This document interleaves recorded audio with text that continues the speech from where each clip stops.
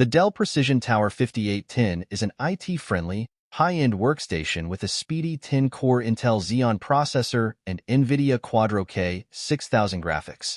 It can handle just about any task you need to win and complete multimillion-dollar contracts. The Dell Precision Tower 5810, $17,321 is tested. Starts at $1,199. Is a gargantuan single-processor desktop workstation with an astronomical price tag. Its high-end NVIDIA Quadro K 6000 GPU and 10-core Intel Xeon processor are made for the deadline-fraught user who needs to work on multimillion-dollar projects with 3D graphics rendering. This system is so powerful that you could realistically expect to use it to completely create a CGI film from storyboarding to pre-visualization to final rendering and editing. Those working in architecture, energy exploration, or biomedical research would also benefit here. For sheer power and wealth of features, the Tower 5810 is our top pick for single-processor workstations.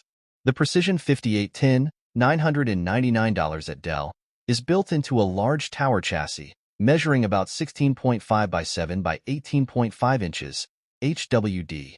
It's far from portable, but it does have a good ergonomics.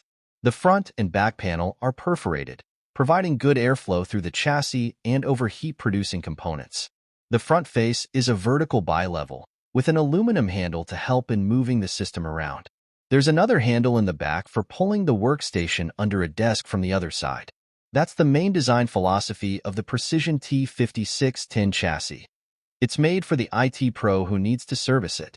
All the levers and touch points that move are marked with the same cornflower blue color, and they're all toolless, so you can pop PCI cards, the power supply, or hard drives in and out of the chassis in seconds. It's essentially the same chassis as the Dell Precision T3610 at Amazon, a previous top pick. There are no hard drives in the system as tested. Instead, our review unit came configured with four 400GB serially attached storage, SAS, SSDs in a RAID 0 array, for a total of 1.6 terabytes of space. Each SSD costs an eye-watering $2,100, no doubt contributing to the $17,000 price of the whole system, an astonishing total, particularly since the base configuration starts at around $1,200. The 32 gigabytes of memory is a relatively cheap $815. Both of these options max out the system's memory DIMMs and internal storage base. This lack of additional internal expansion almost replicates the same major drawback as our former top pick for single-processor workstations, the Apple Mac Pro 2013. But while you can easily remove and upgrade the memory and storage in the Mac Pro, you will certainly have to completely disassemble its chassis to upgrade its graphics or processor. In contrast, the Precision 5810 can be easily upgraded by your IT department. There is only one PCI slot available, but the system's other card slots are easily accessible. Inside our review unit is a 12 GB NVIDIA Quadro K 6000 graphics card, a Thunderbolt 2 card, and a remote host access card. The remote host access card can be used to connect via Ethernet locally with a thin client terminal, in case you want to lock the workstation up in a server closet or other secure location. The thin client can also be on the other side of the world, so you can double or triple shift work on the workstation, keeping your project team productive 24/7. External connectivity is excellent. There are 3 USB 2.0 ports and a single USB 3.0 port on the front panel, along with headphone and microphone jacks. A tray is molded into the top panel, so you can rest an external hard drive or other peripherals.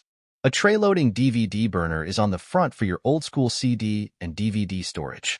Note that all of the USB 3.0 ports on the system are black, instead of the usual blue. While aesthetically pleasing, it also means you'll have to look closely for the USB SS logo to find the faster USB 3.0 ports.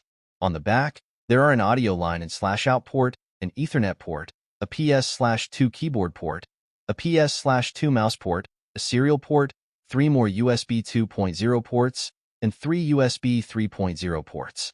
The system lacks both a media card reader and Wi-Fi, but both are easily added via USB. Please subscribe to my channel for more videos.